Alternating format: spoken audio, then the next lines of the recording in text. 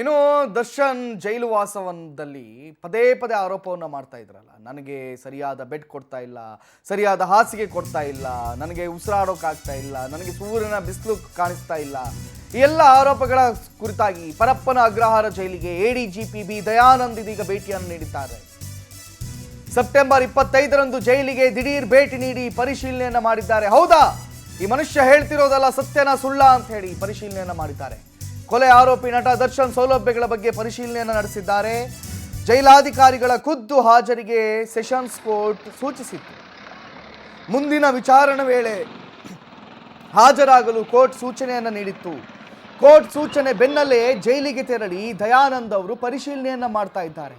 ಇವರ ಲಾಯರ್ ಹೇಳ್ತಾ ಇದ್ದಾರಲ್ಲ, ಅಲ್ಲೇನೋ ಬಿಸಿಲು ಬರ್ತಾ ಇಲ್ವಂತೆ, ಬಿಸಿಲಿಗೆ ಕರ್ಕೊಂಡು ಹೋಗ್ತಾ ಇಲ್ವಂತೆ, ಬೆಡ್ ಸಿಗ್ತಾ ಇಲ್ವಂತೆ. ಅದೆಲ್ಲ ಹೌದಾ ಅಲ್ವಾ, ಸತ್ಯನ ಸುಳ್ಳ ಅಂತ ಹೇಳಿ ಬಿ ದಯಾನಂದ್ ಅವರು ಖುದ್ದು ಭೇಟಿ ಮಾಡಿ ಅದರ ಅವಲೋಕನೆಯನ್ನ ಮಾಡಿದ್ದಾರೆ.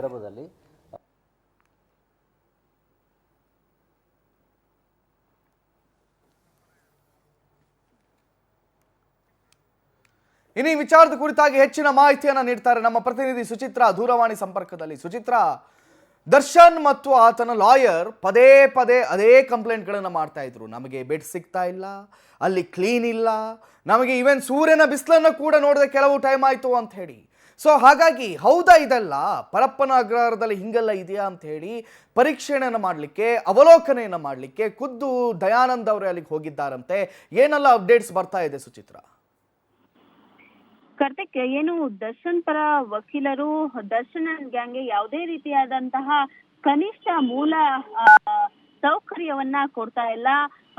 ಮನುಷ್ಯರನ್ನ ಯಾವ ರೀತಿ ನೋಡ್ಕೊಬೇಕು, ಮಾನವ ಹಕ್ಕುಗಳನ್ನ ಉಲ್ಲಂಘನೆ ಮಾಡ್ತಿದ್ದಾರೆ ಪರಪ್ಪನ ಅಗ್ರಹಾರದ ಅಧಿಕಾರಿಗಳು ಅಂತ ಹೇಳಿ ಒಂದು ಆರೋಪವನ್ನ ಮಾಡಿದ್ರು. ಇದಕ್ಕೆ ಸಂಬಂಧಪಟ್ಟಂತೆ ಏನು ನ್ಯಾಯಾಲಯದಲ್ಲೂ ಕೂಡ ಒಂದು ಅರ್ಜಿಯನ್ನ ಸಲ್ಲಿಸಿದ್ರು. ಈ ಜೊತೆಗೆ ನ್ಯಾಯಾಲಯವು ಕೂಡ ಈ ಒಂದು ಅರ್ಜಿಯ ವಿಚಾರಣೆಗೆ ಸಂಬಂಧಪಟ್ಟಂತೆ ಆದೇಶವನ್ನ ಕೂಡ ಇರುವಂತದ್ದು. ಜೊತೆಗೆ ಅಧಿಕಾರಿಗಳು ಮುಂದಿನ ವಿಚಾರಣೆಯಲ್ಲಿ ಹಾಜರಾಗಬೇಕು ಅಂತ ಹೇಳಿ ನ್ಯಾಯಾಧೀಶರು ಕೂಡ ಹೇಳಿರುವಂತದ್ದು. ಹೀಗಾಗಿ ಪರಪ್ಪನ ಅಗ್ರಹಾರ ಜೈಲಿಗೆ ಎಡಿಜಿಪಿ ಬಿ ದಯಾನಂದ್ ಅವರೇ ಖುದ್ದು ಭೇಟಿಯನ್ನ ನೀಡಿದ್ರು. ಅಂದ್ರೆ ಸೆಪ್ಟೆಂಬರ್ 25ನೇ ತಾರೀಕು ಭೇಟಿಯನ್ನ ನೀಡಿ ಸೆಂಟ್ರಲ್ ಜೈಲ್ಗೆ ದಿಢೀರನೆ ಭೇಟಿಯನ್ನ ನೀಡಿ ಅಲ್ಲಿನ ಪರಿಶೀಲನೆ, ಅಂದ್ರೆ ದರ್ಶನ್ ಯಾವ ಒಂದು ಕೊಠಡಿಯಲ್ಲಿ ಇದ್ದಾರೆ, ಕ್ವಾರಂಟೈನ್ ಜೈಲಲ್ಲಿ ಇರಿಸಲಾಗಿತ್ತು ಅಂತ ಹೇಳಿ ದರ್ಶನ್ ಪರ ವಕೀಲರು ಹೇಳ್ತಾ ಇದ್ರು.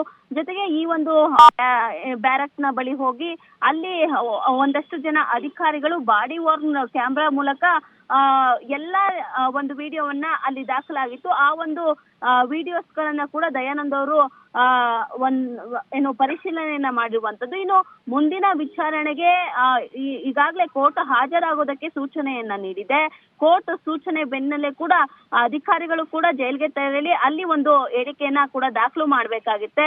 ಜೊತೆಗೆ ದರ್ಶನ್ ವಾಕ್ ಮಾಡೋದಕ್ಕೆ ಒಂದು ಅವಕಾಶವನ್ನ ಕೊಟ್ಟಿದ್ದಾರಾ, ದರ್ಶನ್ಗೆ ಯಾವ ರೀತಿ ಸೌಕರ್ಯವನ್ನ ಒದಗಿಸಿದ್ದಾರಾ ಅಂತ ಹೇಳಿ ಎಲ್ಲಾ ರೀತಿಯ ಒಂದು ಪರಿಶೀಲನೆಯನ್ನ ಕೂಡ ಮಾಡಿದ್ದಾರೆ. ಮುಂದಿನ ಕೋರ್ಟ್ ವಿಚಾರಣೆ ವೇಳೆ ಈ ಒಂದು ಎಲ್ಲಾ ಅಂಶಗಳನ್ನ ಏನು ಜೈಲಿನ ಅಧಿಕಾರಿಗಳು ಉಲ್ಲೇಖ ಮಾಡುವಂತಹ ಸಾಧ್ಯತೆ ಇದೆ. ಕಾರ್ತಿಕ್, ಥ್ಯಾಂಕ್ ಯು ಸುಚಿತ್ರ ತಮ್ಮೆಲ್ಲ ಮಾಹಿತಿಗಳಿಗಾಗಿ.